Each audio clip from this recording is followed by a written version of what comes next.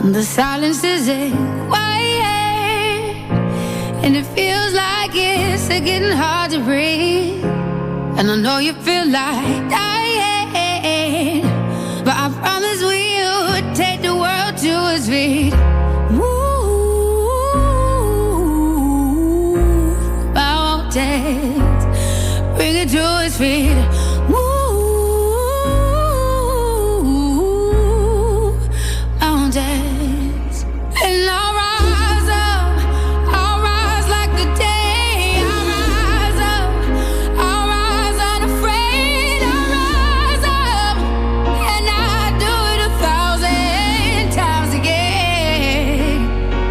Good afternoon.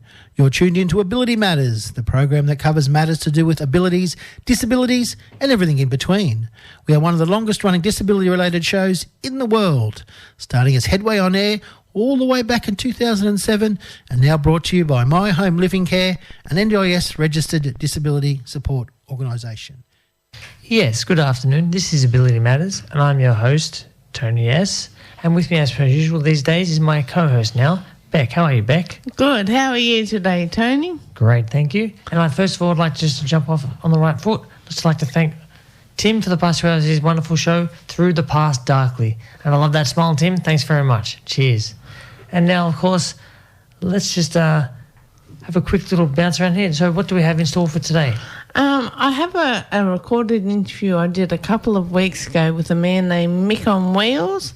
So we're going to play that. And also I just wanted to shout out to Alan, our other co-host, who isn't able to be with us at the moment. He's having a few difficulties medically.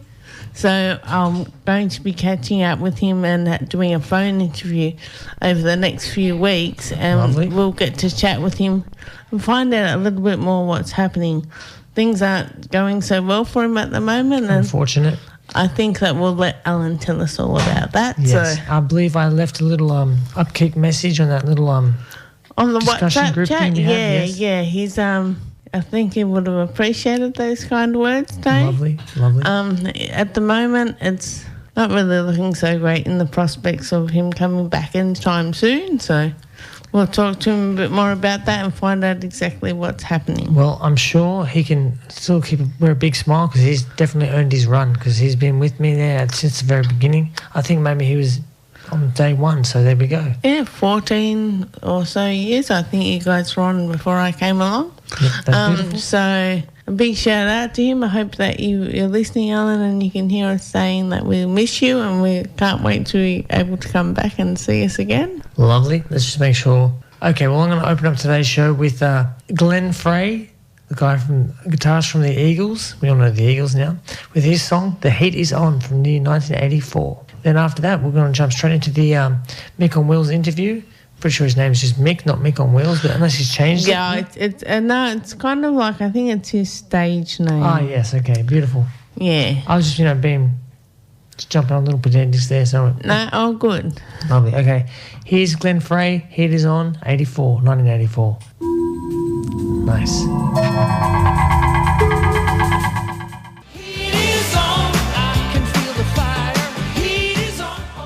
Yes, the heat is on. And thanks for this reminding me of that one there, Bec. It was from the first Beverly Hills Cop with Eddie Murphy doing that big glary glint. With cheesy smile, yeah. pearly white teeth there, lovely. Anyway, the time is closer to 10 past. It's about 8 past, but yeah, okay. Let's just jump straight into the interview, shall we? This awesome. is Mick on Wheels and the interview that Bec recorded with him over the phone. Maybe about 2 to 3 weeks ago. A couple of weeks ago, yeah, there we go. Yeah. So here we go. Enjoy and listen. Get your pen and bit of paper ready to get anything details down if you want them. Here we go. Mick, thank you so much for making the time to talk with us here on Ability Matters. How are you today? I'm good, thank you, and it's my pleasure. How are you going? I'm going great. Thank you very much for asking. I just wanted to let the listeners know that Mick's a bit of a performer and he does a lot of singing and things, which we'll actually get to hear more about further into the chat. So I'm going to dive straight into the questions that I have to ask Mick, and then we'll get going. So, Mick, could you please give us some background on your condition? Yeah, so I was born was born a healthy baby at 2 days old. After 2 days old, I contracted meningitis, and as a result of that, ended up being in a wheelchair. I'm an incomplete paraplegic, but I spend my life using a wheelchair. Oh, that sounds like an awesome start and not so awesome follow-up. Yeah. Oh. No, but it's all good. Yeah, it's all good. I mean, it's awesome because I don't live my life like I have a disability, so I just live my life, and I enjoy my life. I've got a great life, good outlook on things, and I just do everything I need to do. Yes, that sounds very exciting. When we get further into it, I'm sure there's lots of things that you'll be able to tell us that are very interesting and our listeners will really appreciate. Okay, so the next question I have for you, were there a lot of barriers and challenges for you as you were growing up? I think so. I had a lot of issues at school. I used to get bullied at school, and I also didn't feel like I fit in properly at school, so it was a bit difficult. There was a lot of stress involved around coping at school with the kids and with different people, and trying to find my way and who I was, and find friends and try to fit in. It was quite difficult for a while there. Tend to sort of do I did better in high school, but yeah, primary school was a bit tough, and look, parts of high school were hard as well. Yes, from what I remember of school, kids can be cruel. I just do have a follow-up question from that, though. Were the teachers and staff very supportive? Was there a lot of access barriers for you in using a chair? There was at first, but the school that I went to, see, I went to a public school, a public school to start with. But then I changed because the education, my parents weren't happy with the way they did the education there after, for a while. So I changed and I went to a Catholic school. They didn't have any access, but they worked really hard and they got access put into the school not long after I was started at the school. So that was quite good. Oh, it's great to see that they've taken some initiative to make things a bit easier for you. Yeah, it was great. That was a good thing, yeah, 100%. Definitely. My next question, as we spoke about a bit earlier, is you're a musician. How did you get into performing?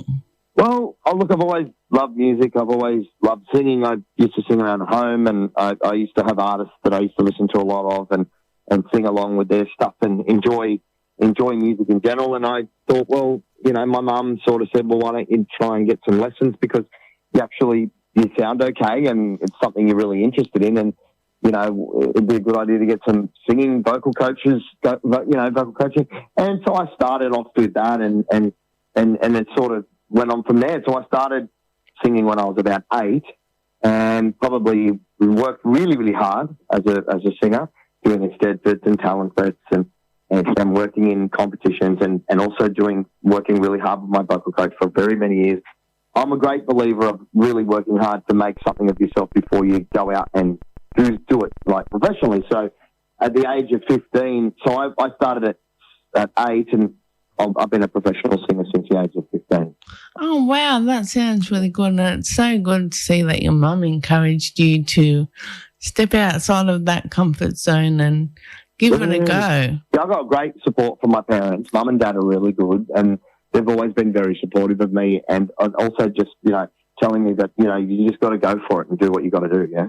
Oh, that's excellent. I sound like I would like your mum and dad. That's pretty cool. Yeah. Excellent. So the next question I suppose I would have for you was on the access issue, do you have many access problems now, like getting around and doing things in venues, or is everything pretty much? Not as much. No, not as much. I mean, look, getting on and off stages is a pain, but that's just life. I mean, they're not going to put access on stages. They just never will. Look, because there's not many, performers or singers in wheelchairs, so there's hardly any, if any. So they don't really, so getting on and off stage has been a bit of a problem, but the pubs and clubs in general have decent access throughout the venue, so it's been pretty good as a whole. Excellent. It's good to see that they're becoming more inclusive and having things available for. That was indeed excellent, very informative. Just got to love how quick and sharp to the point he is. Oh, it's very straightforward. He didn't beat around the bush and give me his answers, and they were very detailed as well with a lot of information in there. Curt and to the point, lovely. And now I just want to put my own 2 cents worth in there now. I've actually seen Mick on Wheels perform. This is from, I'm talking back in the days when the Abels nightclub situation. A social get-together, yes, that's what it is, yeah. He is powerful. Yeah? Yes. Oh, yes, yeah. And speaking of the power, we've got one of his original bits of work coming up next. This is Mick on Wheels with To Infinity and Beyond. Now, I haven't got a year when he created it, so let's just assume it was recently in the past. I'm thinking it might be somewhere in line with Toy Story. Oh, of course. Because if you listen closely, you'll hear Buzz Lightyear at the beginning of the song. Ah, very good, very good. Now, let's just have it. Here we go. To Infinity and Beyond by Mick on Wheels, sorry. To infinity and beyond! Yeah, so that was Mick on Wheels, To Infinity and Beyond. And I just did some quick little research there. And he does have his own little channel thing on YouTube and something on Facebook as well. So he's out there. Not hard to find. Well, and you can find pretty much anything on YouTube these days, can't you? I like that. It was a great song. Very catchy, yeah?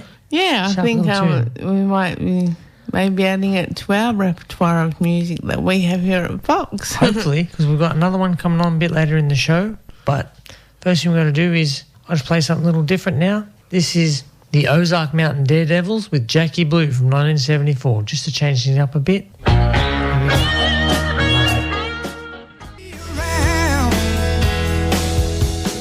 Yes, that was just Cold Chisel with Flame Trees from 1984. I think if you're ready to, we'll put the other part on of Mick's interview. For those that have just joined us and are listening, we recorded this a few weeks ago, so some of the information might not be that current anymore, including his gig information, but we'll play it and we'll give you some more new gigs after the end of the interview. Yes, so stay tuned for the gig information toward the end of the show, so thank you very much. But I think you'll hear from Mick on Wheels, Ability Matters, and this is still Tony S. on the chair, and this is still Bec on the other side of the table. So stay listening to Ability Matters, yes. I almost got confused with what the show used to be called. Headway. Headway on Air, yeah. But now, okay, here we go. Mick on Wheels, Ability Matters, Part 2. The next one I have for you is, if you were able to change one thing, what would that be? It's a bit of a hard one. I don't know. I've got a pretty good life. I don't think I'd change hardly anything. I don't know. I've got a great life. I'm quite happy with the way things are. I'm not sure. I'd like to pay my house off. I think a lot of people would love to do that. Yeah. I just want to throw one out there. Maybe it's something that you might not have thought about too much, but just the way that people react and the attitudes towards people with wheelchairs or anything like that. I thought that may be something that. Look, definitely. I mean, look, I think that needs to change. I don't want to be a pessimist. I'm not usually negative about most things. I try to be positive about everything. I think that things have changed in society quite a lot, but I don't think we're there yet. And I don't know. I don't know whether we'll ever be there, to be honest. It can be quite depressing. That can be depressing if I let it get to me and I speak about it a lot. I experience barriers all the time, and there's a lot of times that people take me the wrong way because they think, that I'm arrogant, or they think certain things of me because of the way I hold myself. And that's just because I'm confident. I'm not arrogant. It's a confidence thing. But, I totally get what you mean. They're a bit daunted, maybe. Yeah. Don't expect that kind of personality. Yeah, look. I mean, when you've got an out there personality, but you've got a barrier, people sometimes probably expect you to be a little bit more introverted, and I'm not introverted. No, I'm having a chat with you now, and you sound really out there and really open to talking about a lot of different things, so that's great. Yeah. I just thought I would finally ask you, if there was something that you would like to add to what we've spoken about today, is there anything you wanted to let people know? I'm not sure if you wanted to tell people where you're playing tonight in Wollongong. You've got a gig on. I'm not doing any gigs tonight, which is wonderful. I've got the night off. The nights off are really good. I actually enjoy it because I love what I do, but it's nice to have a night off. But tomorrow night I'm playing at Kiama Leagues Club with my band, so that should go off. That's going to be awesome, and I've got a really amazing band playing tonight, some great musicians, and we're going to be doing that tomorrow night from 8 o'clock. So I'm really excited about tomorrow night. Oh, excellent. No, that sounds wonderful. Well, I'd really love to thank you for having the time to talk with us today, Mick. It's been really wonderful hearing all your valuable insights and hearing about you and the things you do with your wheelchair, and don't let anything hold you back. No, thank you so much. It's been my pleasure, and I just want to put a message out there to people that feel if they're ever struggling, if they have a disability, but even if they don't have a disability and they're struggling in some sort of way, just keep going, guys. Keep going out there. Do the best you can. You got one life. Make it count, and just enjoy yourself and be happy. I think happiness is the most important thing that we need to realise in this life, is that you get one chance, and it feels good to be happy. It makes you feel good inside. So work to be happy and just enjoy yourself. Totally. I really do understand that message. I actually have a little sticker that I've made that says it doesn't matter what you can't do, it only matters what you can. Just to keep people motivated and remind themselves not to get down on themselves for that one little thing or a couple of little things that might hold them back. They've got plenty to offer in other areas. 100%, yeah, that's it. 100%. Okay, now, obviously Mick on Wheels is a very Australian person, yes? Definitely. And for those people that his gig that he mentioned in our interview, it was it's past now, so you won't be able to go and see him. Yeah, it's a shame. But next weekend, he is actually playing a few gigs, and we've got on the 25th he will be at Goulburn Workers. On the 26th of May, he will be at the Arana Hotel, which is located up in the Central Coast. So if you want to get along to them, I'm pretty sure you can look up on his Mick on Wheels on Google and put in gigs or some upcoming gigs, and you might be able to find out a bit more details about when those actually start. But yeah, 25th in Goulburn Workers and 26th at the Arana Hotel. So if you've got nothing to do next weekend and you want to get out and about, pop along and listen to Mick on Wheels. He's great. Lovely information there, Bec. Beautiful stuff. Okay, well, I'm just going to get into the... speaking of his patriotism, being Australian and everything, he actually this next song is actually called Australia by Mick on Wheels. So here we go. It's kind of a patriotic tune. I've heard it a couple of times, but here we go. Yeah, a bit of troubles.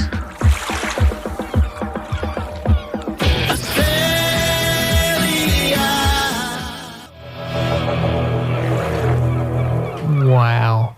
Even had didgeridoo at the end of it. That's really patriotic. That's Australian, yeah. I dare say that would make a great theme song for something to do with maybe NDIS or along something those lines, to yes. give people a boost that they can do whatever they want, and let's be proud of our country. Patriotic, that's right. Yeah. Well, anyway, to be more patriotic, you're supposed to play some more Australian bands. So here we go. I've got next up a bit of NXS with Kiss the Dirt Falling Down the Mountain from 1985. I do. And yes, that was just Icehouse with Great Southern Land from 1982. Wonderful song. I really enjoyed that. Powerful little Aussie double there. Did NXS and Icehouse. The two Australian bands start with I. Coincidence? There we go. Good work. Lovely. So basically, I just wanted to point out how positive well in tune with what his capabilities are. Mick is, that we spoke with a little bit earlier. I definitely think that that's something that we'll do again in the future and have another chat with him to find out how things are going and where he's standing, what's coming up for him. He may be moving into some new areas, you never know. Could be exciting stuff happening for him after everyone hearing him today and thinking that they need to rush out and get those songs. Very inspirational, that's right. Yeah, yes. I think that they're really good. No, I don't know. I think the one with To Infinity and Beyond. Yeah, that was nice. That's great. I love Toy Story. So segue off Toy Story there. Yes, yeah, very nice. It's great. So and I thought the Australian song was pretty patriotic too. It was, and it was good for him to point out a few things that I think we've all forgotten that we need to be proud of and actually not only who we are, but high. where we're from. That's right. Yes. Yeah, definitely. So I'd really love to thank Mick for having that time to chat with me, and I'm sure I'll be in contact with him in the future again to do something else. So lovely work. Okay then, well, let's just get back to some tunes, shall we? Definitely. I've got here next up some Earth, Wind and Fire. Their tune September from the year 1979. Oh, I like this one. Good to dance to. I'm glad you like this one. Well, that's 1 out of 10. That's not bad. Pretty good answer. Anyway, cool. Here we go. Lovely.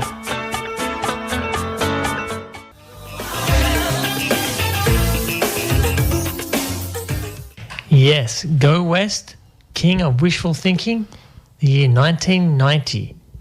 Yeah, I think that might have actually come out of Pretty Woman off the soundtrack to that movie with, and I don't quote me because I don't know if it is, but I think it might have been Julia Roberts' first film that she actually done. What? Major one anyway. Thank you very much. I'm not really the biggest Pretty Woman fan or anything. I just know that Richard Gere, beautiful. I liked him in the movie Primal Fear, but that's another way with Edward Norton, but that's next level sort of thing. But good movie that was as well. Lovely to hear that. Now, I hope a certain someone is just ready to be listening out there. Hope you're listening, Mel, because I just found out the other day that you're a big fan of Guns N' Roses. So this is your request/dedication to you. This is Guns N' Roses' Don't Cry from their 1991 album, Use Your Illusion 1. Hope you enjoy it, Mel. Here we go. Yeah.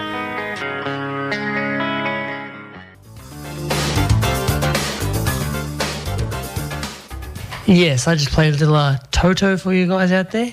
The song was called You Got Me from the 1988, and the album was the 7th one. Obviously, well-named books. It was actually their 7th album. So there you go. Oh, that's some good historical information. Oh, I wouldn't know about historical, but more trivial facts. There you go. That's what I do, hopefully. Yeah, just give you trivial details. So if you're a trivia player, tune in. And also the music as well, and information, of course, but yes. And we had the Guns N' Roses before that, didn't we? Yes. Gotta love those Slash guitar solos. And that is not his best solo there, but it's, of course, it was more of a ballad song, so not a lot of yeah. I think the best one is November Rain. But that November Rain is like 8 minutes long. Yeah. I think that's a bit much for me to play, especially on an interview day. But anyway, I'm going to play for you now.